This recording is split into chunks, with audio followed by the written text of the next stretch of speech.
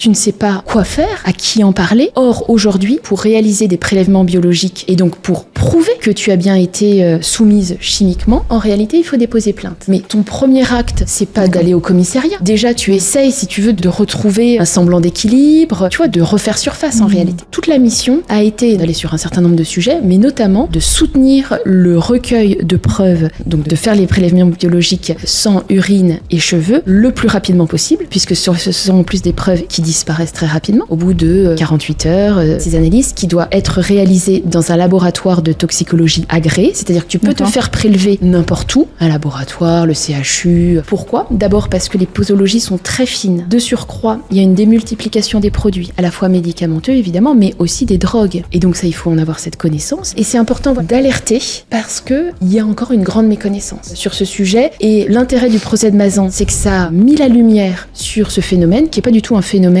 nouveau, qui est un phénomène ancien. En tout cas, ce qu'il est essentiel de donner comme message, c'est de dire si vous avez été victime, si vous l'êtes, rapprochez-vous de professionnels. Il y a vraiment des équipes qui peuvent vous répondre, vous aider, quoi. Il faut avoir déposé plainte, il faut avoir fait le prélèvement biologique et il faut que l'analyse soit distincte parce que tu pourrais prendre aussi un traitement thérapeutique qui pourrait être associé à des choses comme ça.